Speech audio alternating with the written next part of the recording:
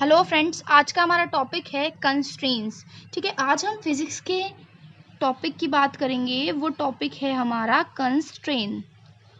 ठीक है, अब देखिए कंस्ट्रेंट्स क्या होते हैं। ठीक है, चलिए बात करते हैं कंस्ट्रेंट्स के बारे में कि कंस्ट्रेंट्स आखिर क्या होते हैं। मान लीजिए, पहले हम आपको एग्जांपल के तौर पर समझाते हैं ताकि आप इजीली समझ सकें।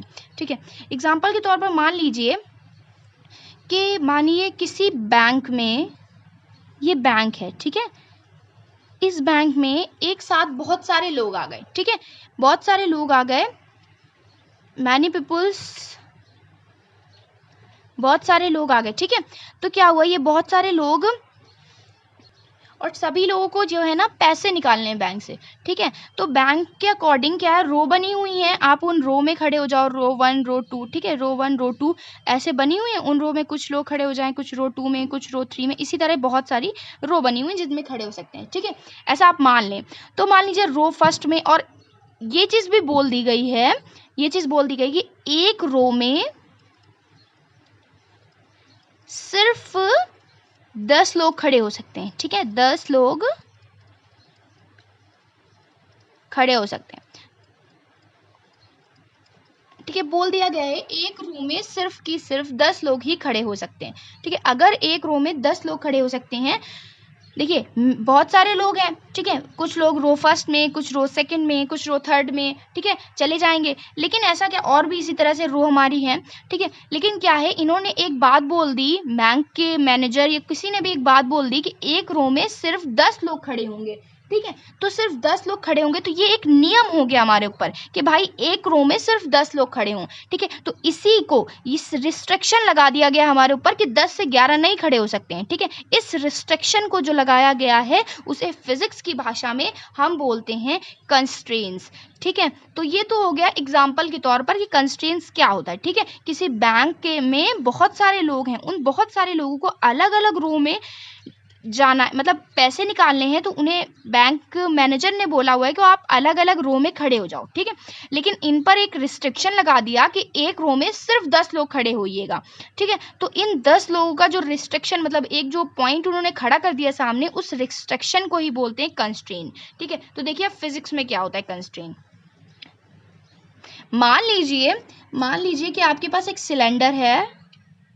ठीक है, एक सिलेंडर है, जैसे एक बैंक था आपके पास, उसमें बहुत सारे लोग थे, इसमें बहुत सारे मॉलिक्यूल्स हैं। ठीक है, इसमें क्या है, बहुत सारे मॉलिक्यूल्स हैं। ठीक, ये मॉलिक्यूल्स, इन मॉलिक्यूल्स को हमें क्या करना है, डिफरेंट डिफरेंट सेल्स में डिवाइड करना है। सेल 1, सेल 2, सेल 3, इसी तरह से हमें क्या करना है, मॉलिक्यूल्स को डिफरेंट डिफरेंट सेल्स में डिवाइड करना है। उसमें रो वाइज लोग खड़े हो रहे थे, इसमें हमें क्या है, मॉलिक्यूल्स को डिस्ट्रीब्यूट करना है। ठीक है, डिफरेंट डिफरेंट सेल्स में। तो इन मॉलिक्यूल्स को जब हम डिस्ट्रीब्यूट करते हैं, तो इन मॉलिक्यूल्स को डिस्ट्रीब्यूट करने के लिए हमें 2 रिस्ट्रिक्शन को फॉलो करना पड़ता है। ठीक है, ऐसा ही थोड़ी कि आपने कितने भी मॉलिक्यूल एक में रख दिए, कितने भी दूसरी सेल में, कितने भी, तो कुछ रिस्ट्रिक्शन को फॉलो करना पड़ता है। ठीक है, तो इस रिस्ट्रिक्शन को फॉलो करने के लिए देखिए वो रिस्ट्रिक्शन क्या होती हैं, 2 रिस्ट्रिक्शंस को फॉलो करना होता है। वो रिस्ट्रिक्शन होती है हमारी N1 plus N2 plus N3 plus dash dash dash dash dash N के। मान लीजिए हमारे पास टोटल मॉलिक्यूल्स कितने हैं, टोटल मॉलिक्यूल्स मान लीजिए n है, उन n मॉलिक्यूल्स को हमें k सेल्स में डिवाइड करना है। ठीक है, n मॉलिक्यूल्स हैं हमारे पास और k सेल्स में डिस्ट्रीब्यूट करना है। ठीक है, k सेल्स में हमें डिस्ट्रीब्यूट करना है। अगर हमें k सेल्स में डिस्ट्रीब्यूट करना है तो देख लीजिए, मान लीजिए N1 मॉलिक्यूल्स पहली सेल में चला जाएगा, N2 मॉलिक्यूल्स दूसरी सेल में, N3 तीसरी में, उसी तरह से Nk मॉलिक्यूल kवीं सेल में चला जाएगा। तो इस तरह से मॉलिक्यूल्स एंटर करेंगे तो टोटल, लेकिन जो मॉलिक्यूल्स होंगे उनका टोटल नंबर तो n ही होगा ना, क्योंकि नंबर ऑफ मॉलिक्यूल्स तो n ही है। चाहे N1 में 10 जाए, 5 जाए, 6 जाए, लेकिन total number of molecules same बना रहेगा। ठीक है, तो इसे हम लिख सकते हैं, ये हमारा कांस्टेंट रहेगा। ठीक है, तो इसे हम एक दूसरे फॉर्म में भी लिख सकते हैं, जैसे समेशन लगा के लिखें तो i बराबर कहाँ से 1 2 3 से लेकर k तक, तो i बराबर 1 से k तक। ठीक है, और ये क्या हो जाएगा यहाँ पे ni, आप इसे खोलेंगे तो ni i की जगह पे 1 2 3 लिख सकते हैं, इज इक्वल टू n जो हमारा कांस्टेंट है। ठीक है, तो ये फर्स्ट कंस्ट्रेंट हो गई। ठीक है, तो ये फर्स्ट रिस्ट्रिक्शन बोल लें या कंस्ट्रेंट बोल लें कि किसी भी, अगर हमें मॉलिक्यूल्स को डिस्ट्रीब्यूट करना है डिफरेंट एनर्जी सेल्स में, तो हमें 2 कंस्ट्रेंट्स को फॉलो करनी पड़ती है, जिसमें से फर्स्ट कंस्ट्रेंट हमारी ये है। ठीक है, अब देखिए दूसरी कंस्ट्रेंट क्या है, मान लीजिए N1 पहली सेल में N1 मॉलिक्यूल्स गए, ठीक है, पर मॉलिक्यूल्स मतलब प्रत्येक मॉलिक्यूल की एनर्जी मान लीजिए एप्सिलॉन 1 है। N1 सेल में मतलब N1 जो सेल थी हमारी, पहली जो सेल थी हमारी, उसमें N1 मॉलिक्यूल्स गए और N1 जो मॉलिक्यूल्स है उसमें जो प्रत्येक मॉलिक्यूल था, मतलब N1 मान लीजिए N1 की वैल्यू 5 है, मतलब पहली सेल में मान लीजिए 5 मॉलिक्यूल्स गए, ठीक है, तो प्रत्येक मॉलिक्यूल की जो एनर्जी होगी वो एप्सिलॉन 1 होगी। N1 मॉलिक्यूल्स मतलब पहली सेल में जाने वाले मॉलिक्यूल्स की, प्रत्येक मॉलिक्यूल्स की जो एनर्जी है वो एप्सिलॉन 1 है। तो अगर 5 मॉलिक्यूल्स गए होंगे पहली सेल में तो टोटल एनर्जी कितनी हो जाएगी 5 एप्सिलॉन 1, ठीक है। तो उसी तरीके से कितने मॉलिक्यूल्स गए, N1 मॉलिक्यूल्स गए हैं पहली सेल में, कितने मॉलिक्यूल्स गए N1 मॉलिक्यूल्स, ठीक है। तो एनर्जी कितनी है प्रत्येक मॉलिक्यूल की एप्सिलॉन 1, ठीक है, तो एप्सिलॉन 1, तो N1 एप्सिलॉन 1 टोटल एनर्जी निकल आई, ठीक है। तो उसी तरीके से N2 दूसरी सेल में N2 मॉलिक्यूल्स गए जिनकी एनर्जी क्या है प्रत्येक मॉलिक्यूल, जिनमें प्रत्येक मॉलिक्यूल की एनर्जी मतलब दूसरी सेल में N2 मॉलिक्यूल्स ने एंटर किया है और इन N2 मॉलिक्यूल्स में सभी मॉलिक्यूल्स की मतलब प्रत्येक मॉलिक्यूल्स की जो एनर्जी है वो एप्सिलॉन 2 है, ठीक है। तो उसी तरह से N3 एप्सिलॉन 3 हो जाएगा, dash dash dash dash NK epsilon K हो जाएगा, is equals to total energy constant हो जाएगी हमारी, ठीक है। ये किसके बराबर हो जाएगा, टोटल एनर्जी के। एनर्जी तो सबकी कांस्टेंट ही होगी, ठीक है, तो एनर्जी टोटल एनर्जी कांस्टेंट, इसे भी हम समेशन के फॉर्म में लिख लें तो आ जाएगा I इज इक्वल टू 1 से लेकर कहाँ तक, K तक, ठीक है। तो ये हो जाएगा Ni एप्सिलॉन I, ठीक है, इज इक्वल टू E, जो कि हमारा क्या है कांस्टेंट, ठीक है, एट कांस्टेंट टेम्परेचर,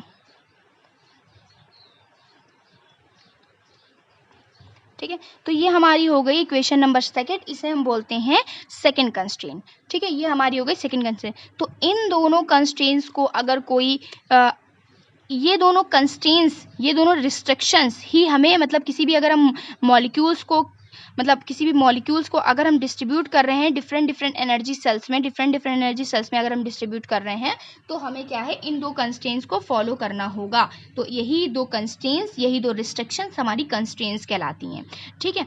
तो ये हो गई हमारी कंस्ट्रेंट्स की बात, ठीक है।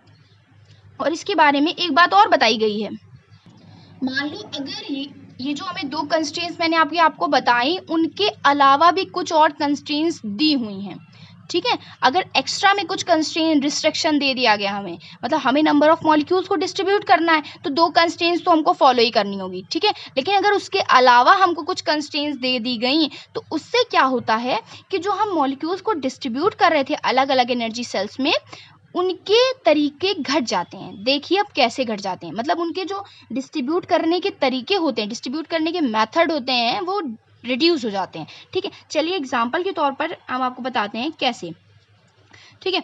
मान लीजिए आपके पास 4 मॉलिक्यूल्स हैं, ठीक।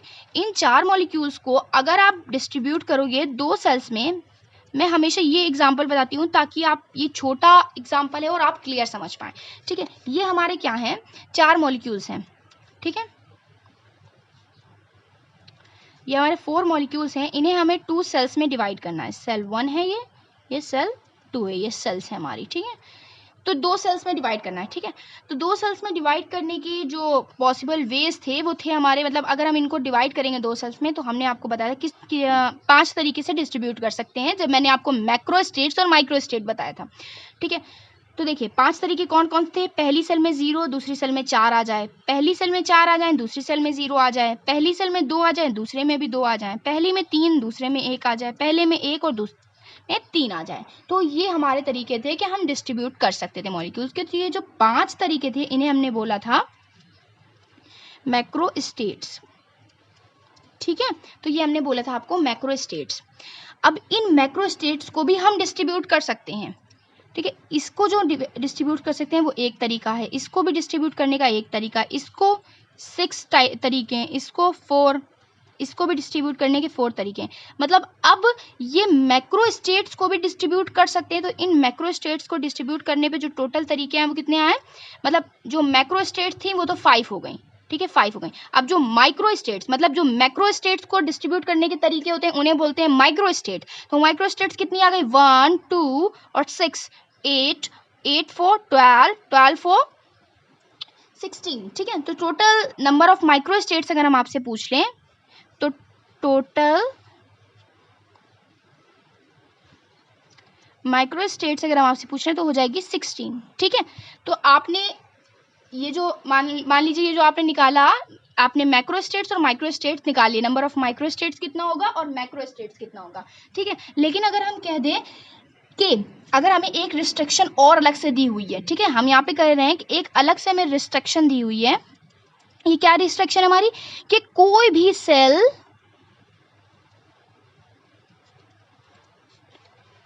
खाली ना हो, ठीक है, कोई भी सेल खाली ना हो। अगर हमें ये अलग से कोई रिस्ट्रिक्शन दे दी जाए कि कोई भी सेल खाली ना हो, तो हम क्या करेंगे। अब कोई भी सेल खाली ना हो तो इसके लिए ये जो ये वाली मतलब मैक्रो स्टेट थी वो तो कट हो जाएगी, क्योंकि इसमें तो पहली सेल खाली थी हमारी, तो ये ऐड नहीं की जाएगी, ठीक है। और दूसरी भी कट हो जाएगी मैक्रो स्टेट्स, क्योंकि दूसरी वाली सेल इसमें खाली थी, इसमें 0 मॉलिक्यूल्स थे, ठीक है, तो दूसरी कट जाए। तो सिर्फ 1 2 3 ही मैक्रो स्टेट्स बचेंगी, ठीक है। अब जब ये दोनों कट गई तो उनकी माइक्रो स्टेट्स भी नहीं होंगी, तो ये माइक्रो स्टेट्स भी कट जाएंगी, तो सिर्फ 14 माइक्रो स्टेट बचेंगी, 3 मैक्रो स्टेट्स और 14 माइक्रो स्टेट्स। अभी कितनी थी, 5 थी, फिर कितनी बचेंगी, 3 बचेंगी और 16 ना होकर 14 बचेंगी, ठीक है, अगर हमें कुछ अलग से रिस्ट्रिक्शन दे दी गई तो, ठीक है। तो यही हम आपको बताना चाहते हैं कि अगर हमको इन दो रिस्ट्रिक्शन के अलावा, कंस्ट्रेंट्स के अलावा कुछ और रिस्ट्रिक्शन या कंस्ट्रेंट्स दिया जाता है तो जो पॉसिबिलिटी होती है, फेवरेबल वेज होते हैं वो रिड्यूस हो जाते हैं डिस्ट्रीब्यूट करने के, मॉलिक्यूल्स को डिफरेंट एनर्जी सेल्स में डिस्ट्रीब्यूट करने के जो वेज होते हैं वो रिड्यूस हो जाते हैं, ठीक है। तो इसे अगर मान लीजिए तो रिड्यूस हो जाते हैं, आप ये समझ गए कि किस तरह से रिड्यूस हो जाते हैं। ये भी आपको अपनी थ्योरी में लिखना होगा, तो आप पेपर में और अच्छे मार्क्स गेन कर सकते हैं, ठीक है। तो ये हो गया हमारा। तो इस तरीके से तो हमारी 2 माइक्रो स्टेट्स मतलब 5 भी हो सकती है मैक्रो स्टेट्स और 3 भी हो सकती है। तो हम कहेंगे अगर, ठीक है, अगर फॉलो नहीं करता है, ठीक है, अगर दो कंस्ट्रेंट्स को सिर्फ फॉलो करके हम डिस्ट्रीब्यूट करते हैं मॉलिक्यूल्स को, तो उसे बोलते हैं नॉन एसेसिबल माइक्रो स्टेट्स, ठीक है, नॉन एसेसिबल माइक्रो स्टेट्स।